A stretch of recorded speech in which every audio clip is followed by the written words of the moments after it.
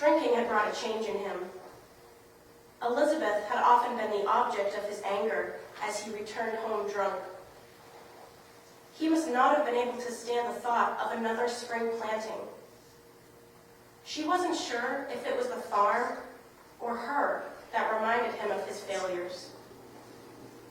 Whatever the cause, he was gone. He joined the army and went out west to fight the Indians. In the letter she had received, they said that she would receive a little money from time to time. But that was months ago. Elizabeth thought she'd never know happiness again, till now. Again, she studied the little infant in her arms. Emmanuel Christmas McLaugh. That's your name. Who'd ever thought a little fellow like you would have such a big name? You're not the same as baby Jesus, but my God is going to watch over you too. I wonder if he sent some angels to sing for you. Shh, listen. Can you hear them? I wonder what they're singing. Glory, glory be to God. Glory, glory be to God.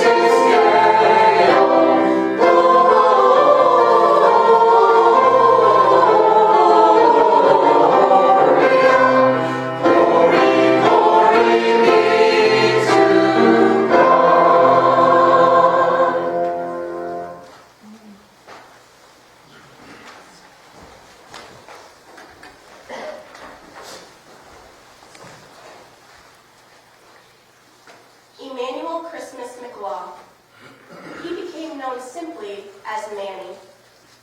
He went from being a little baby to a little boy to a little man in just a few years. He had to. He was the man of the house, and he was serious about his position. Wherever Manny was, there was music. He was always singing, humming, or whistling. Old Mr. Thomas up the road gave him a fiddle. His little odd off-key concerts got better with hours of practice. The quiet, cold winter evenings heard many rich, sad melodies from the fiddle of Emmanuel Christmas. 1861 brought the dark clouds of war to Virginia. The call to defend the state from northern invaders was the only thing that could be talked about. A new company of Virginia volunteers was being formed. They had set up camp less than 2 miles away from the McClaw cabin during the summer of 1862. Manny would fly through his chores and run to Mr. Mahoney's farm to drink in the excitement of the endless drills and marches.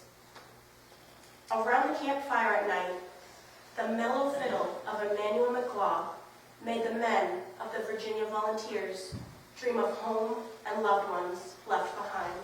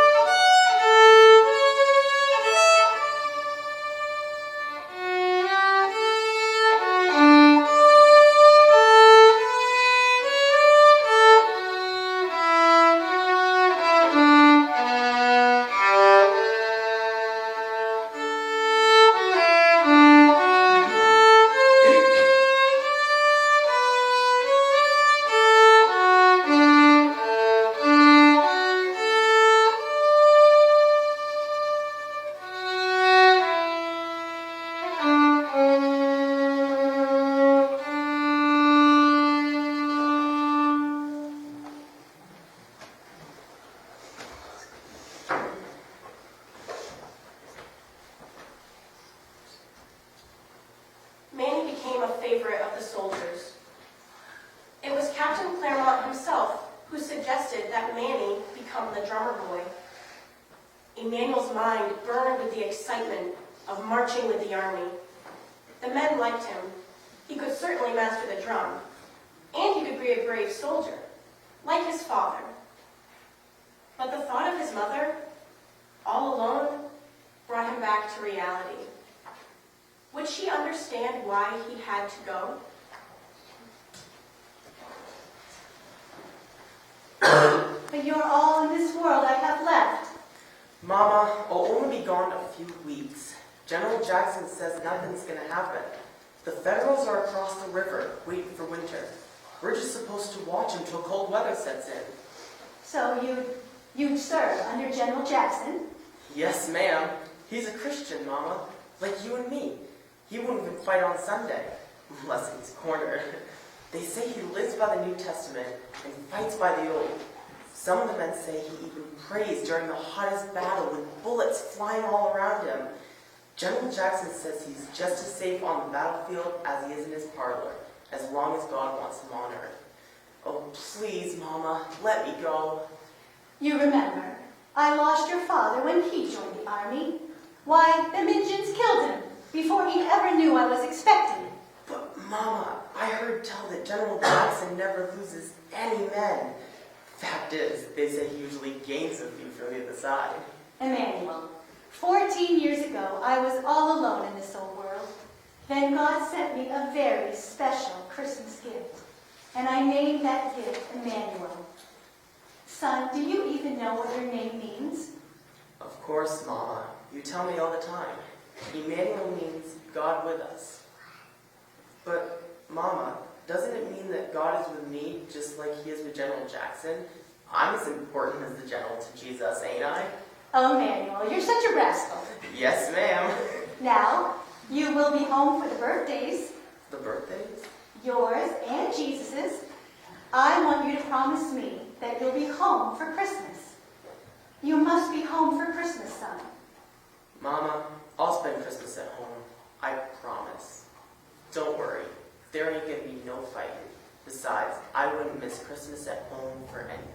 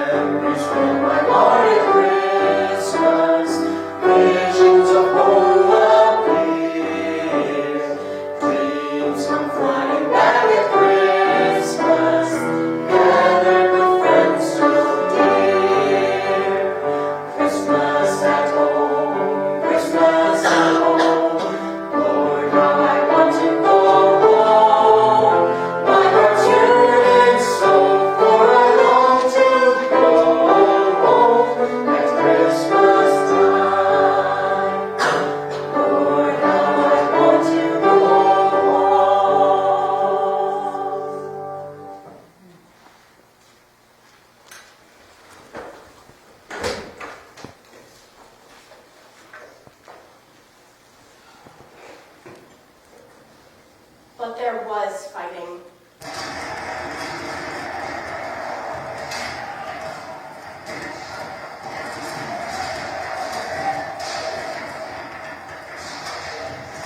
Serious fighting.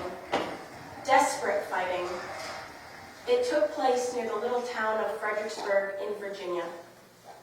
December came. Winter should have halted the armies. Yet General Burnside sent his army of 150,000 over the Rappahannock River to face the well-entrenched Confederates. Ordered to support General Longstreet's corps, the small company of Virginia volunteers awaited the outcome of the fierce battle. Before the battle was ended, over 18,000 Americans, both blue and gray, became casualties on December 13, 1862. Among them, a 13-year-old drummer boy from Berryville, Virginia, Emmanuel Christmas McLaw, was running ammunition to the embattled defenders of the famous stone wall when a great black shell exploded only a few yards away. The grizzled soldiers had earlier been inspired by the young boy's bravery. They were soon shocked to see the mangled drummer boy grimacing in pain with death all around him. Darkness finally put an end to the fighting, but not the suffering. Manny was barely aware of the doctor, smelling of sweat, powder, and liquor, bending over him.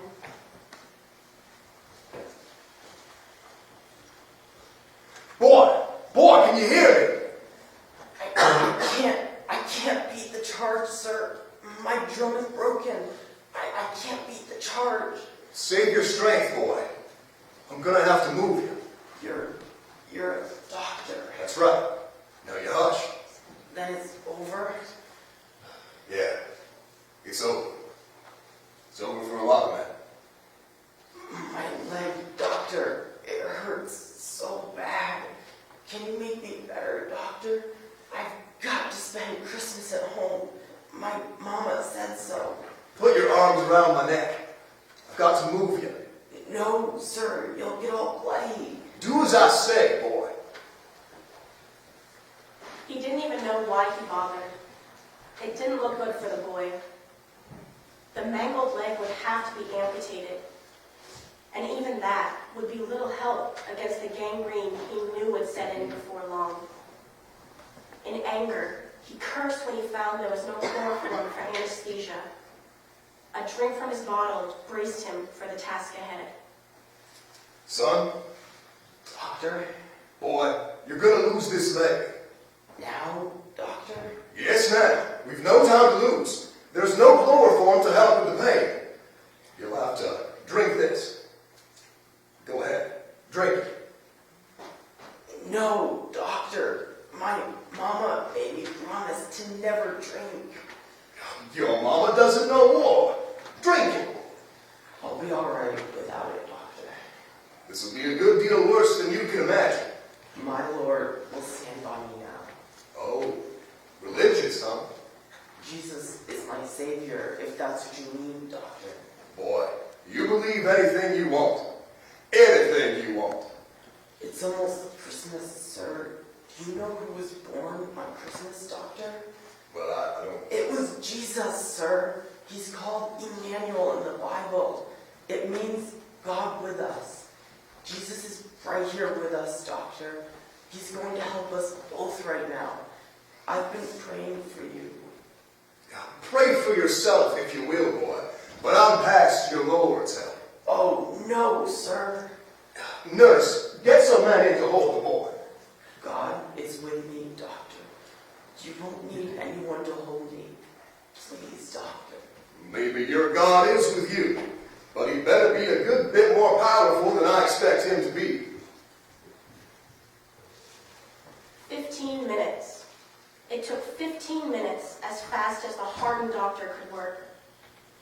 15 minutes that must have seemed like an eternity to the boy. Over and over, the boy prayed. Oh, Emmanuel, God be with us. Emmanuel, God be with us. Oh, Emmanuel, God be with us. No one knew the doctor. Not really. Except by reputation. They said he had liquor for blood. They said he had no heart. But he shook uncontrollably as he finished this operation. Drenched with sweat, he hurried from the hospital tent, hurrying to his own tent, hurrying to the darkness, hurrying to his bottle. He tried to sleep amid the moans of the dying, but his mind was filled with the boy who wanted to spend Christmas at home. The boy's voice echoed in his brain.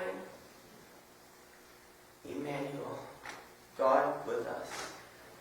Emmanuel, God be with us.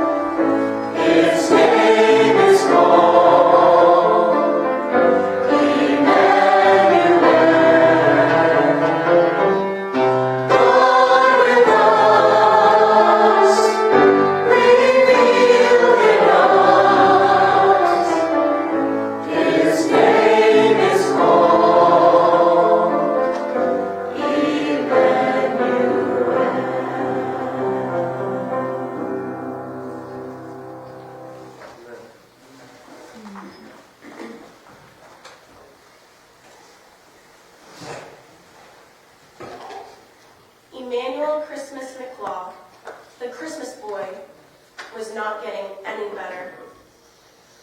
The doctor felt helpless against his weakening condition. Special medicines were secured. They had little effect. The boy developed pneumonia.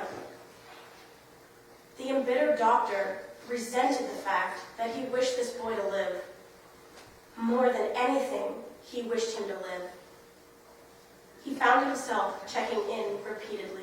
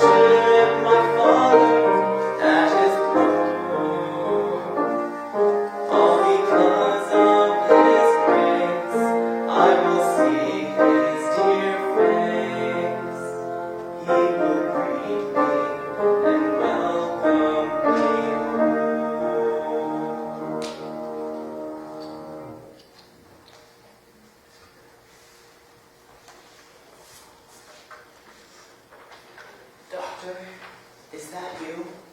Yes, son. Don't try to talk now. I have to, Doctor. You see, I'm going home soon. That's not possible, boy. You'll be here several months until you get stronger. Heaven will be my Christmas home, Doctor. Nonsense, boy. You're gonna be fine. No, Doctor. The Lord will have me come home to heaven for Christmas. You don't know him, do you, Doctor? Who? You mean your Lord? Yes, sir. When you were operating on me, I asked Jesus to save your soul. I told you, it's too late for that. No, sir. You don't know what I've done, boy. No, sir. But God does. That's why he came to earth to be with us, to die for those sins. The Lord has told me I would see you in heaven. Will you stop that foolish talk? Why are you crying, son? Mama, she'll miss me. Will you get my Bible to her, Doctor? It's here, under my pillow. Lie back now, boy. Lie back. It's all right. I'm okay. Only I can't breathe so good. What's that bright light, Doctor? What light, son? There. No, it's not a light. It's him. Oh, Doctor, it's Jesus. They're singing for him. I'm coming, Jesus. I'm coming home. Oh,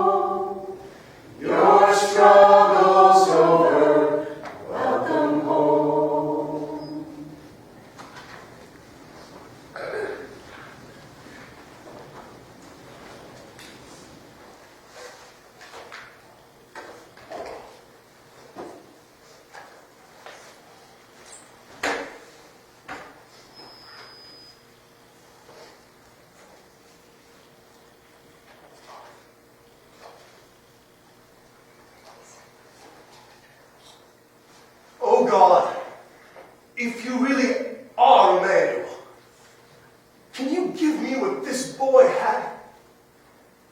I've rejected you for so long. I didn't even believe you existed. Now, I believe. I believe. Oh Lord, forgive me and save my wicked soul.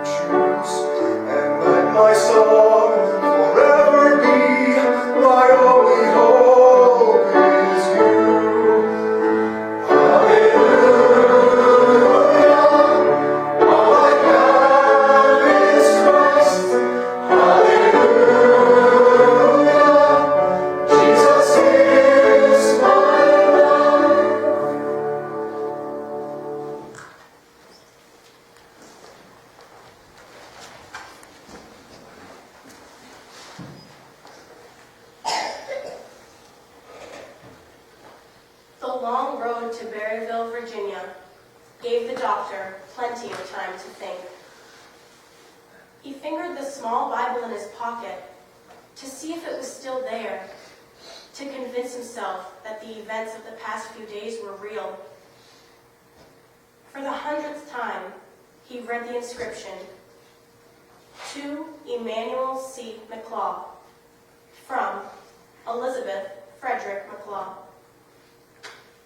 Even as the wagon jostled over the frozen Virginia roads, he thought of his wife and of home. He prayed his letter would reach her before he arrived.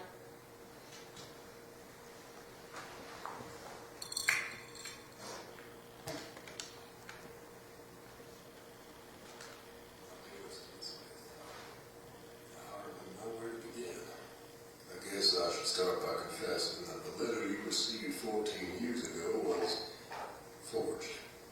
No, I wasn't killed in battle. I just wanted you to be free from the likes of me. I've always loved you. I'm sure by now you've heard about Manny. You'd have been a bride, Elizabeth. Hundreds of men died in my care, but Manny was different. During the worst of his suffering, he was more concerned about me than about himself. Even when he was dying, he was telling me about his Emmanuel. Oh, Elizabeth, I'm so sorry. If you can find it in your heart to forgive, I'd like to spend Christmas at home. You see now, Manny's God is my God. I was shown the way home by my own son. All I loved, Nathan Anderson McLaughlin.